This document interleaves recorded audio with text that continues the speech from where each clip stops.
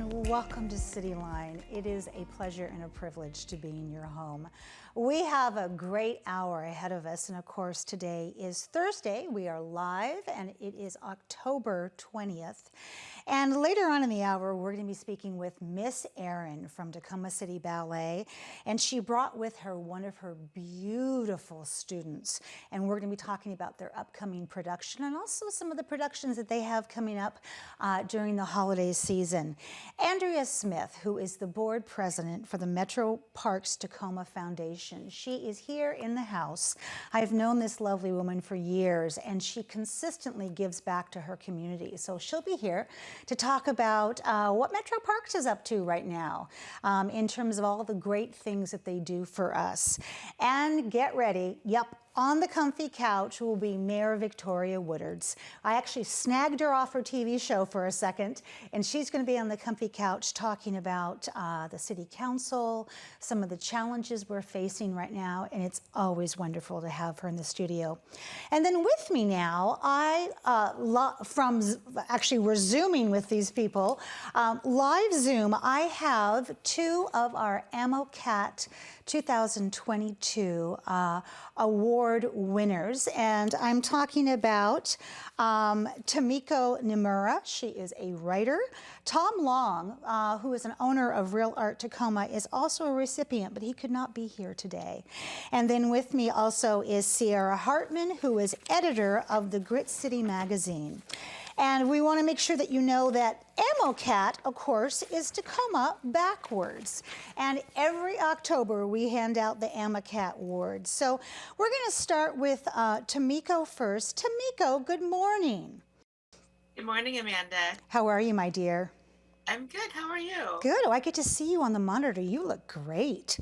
So last time I saw you, Tamiko, I was in my kitchen.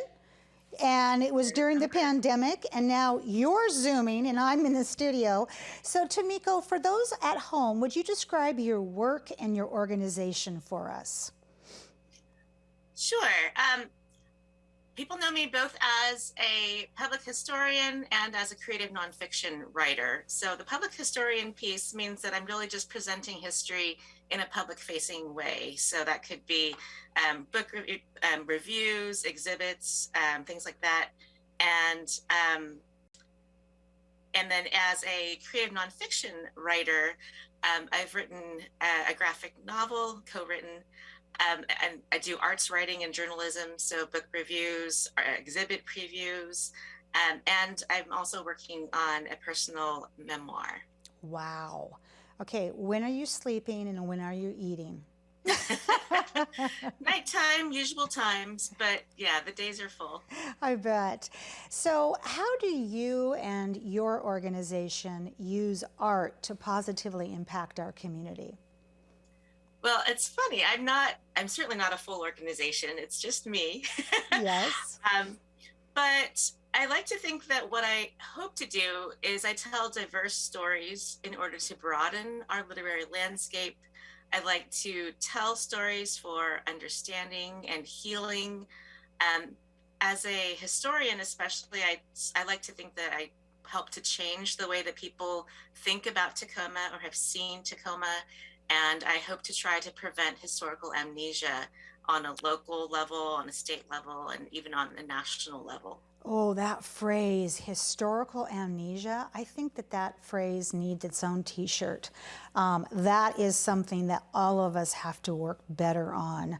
And certainly the first pandemic was COVID, the second pandemic was Black Lives Matter, and we are still in both pandemics. So I love that phrase, historical amnesia. I'm going to keep that and give you credit for it. Tamiko, how have the arts directly impacted you and the people that you work with?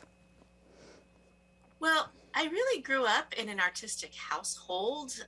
My mom was always, doing crafts with us, and she drew and sketched herself.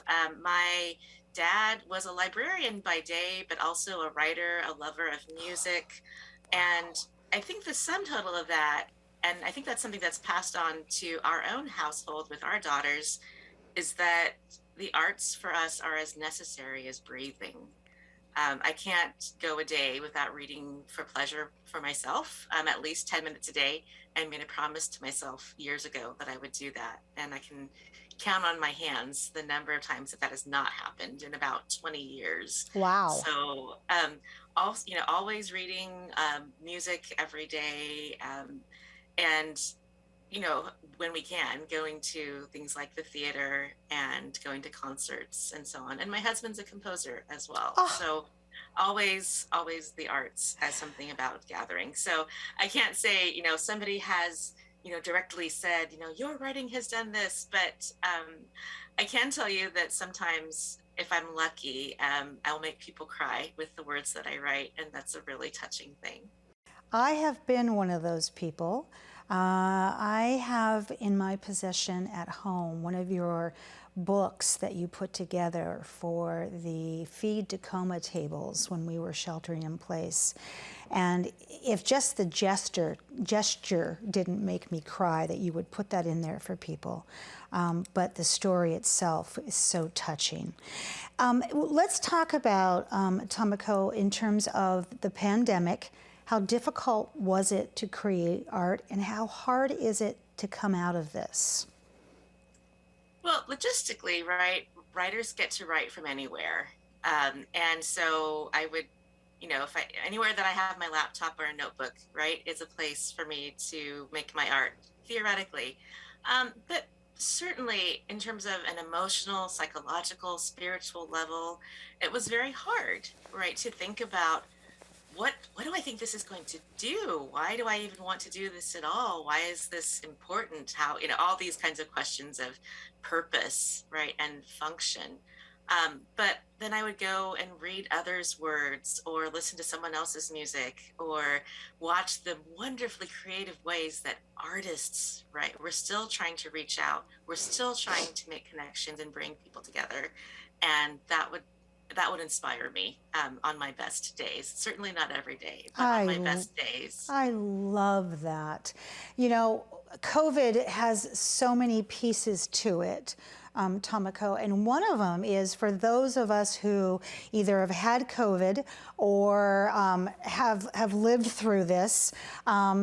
Our memories are affected a little bit. It's kind of foggy, and that reminds me of your historical amnesia in the sense of we really have to remember, and I'm so grateful that you are documenting everything that happened during this pandemic because we can learn from that. Unfortunately, the Spanish flu, there's no booklets around from that time for us to talk about how we felt, but certainly I expect that in the years to come, there will be information via your beautiful writing about the pandemic and how we coped. Tamiko, thank you. Thank you so much, Amanda. Mr. Sierra, let's talk about your role. How would you explain Grit City Magazine to somebody who has never heard of it before? Well, basically, we tell stories about Tacoma. We do a lot of stuff on our website and social media, and then we do a quarterly print magazine as well. I love that. Yeah, thank you. We started the website we launched the website and social media in 2017 in October, I believe it was. And then we started doing the quarterly print magazine a year later in 2018. Grit City Magazine has become something that is as synonymous with Tacoma as the Tacoma Dome is, the Foss Waterway. I have to tell you, it's where I go to read things that maybe I have missed. So it covers so much. So obviously, it's a very community-driven publications. What are some of the strategies that have made it the success that it is? To be perfectly honest, it's less strategy and more just kind of throwing it at the wall to see if it sticks. For the first year we were around, we didn't have an office. We worked out of coffee shops and bars around the city. And so I think as part of that, we were always in the community, kind of just bumping into things and talking to people, and it kind of grew naturally out of that. And we've got some photos here that are quite reminiscent of Grit City. There's some of those great shots that we have here. Sierra, what impact do you see Grit City Magazine having in our community? So from day one, so my business partner and I, Sarah Kay, she couldn't be here today, but from the first day, we never wanted it to be the Sarah and Sierra show. Like both of us had been, we both come from a freelancing background. Sarah, more for writing, myself more for photography. And we both saw all these incredible things happening in Tacoma, and you know, all we really wanted to do was provide a platform for the community to share their stories. And the most meaningful stuff that we've done, stories you published, pictures I've taken, have been, you know, just kind of sharing a moment that's happening or sharing someone else's story.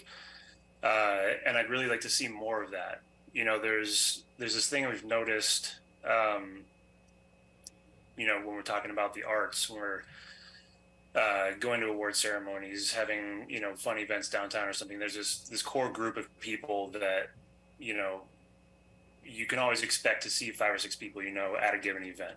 That's a wonderful thing. You know, the art community in Tacoma is a very tight-knit community, but there's 200,000 something people in Tacoma. Yes. There are thousands and thousands of people living their lives doing interesting things that we just never hear about because, you know, they don't fit the most popular demographic, or they were never given the opportunity to share their stories. So I'd really like to do more of that. I love that. I want to say congratulations to both of you and to Tom for winning this award.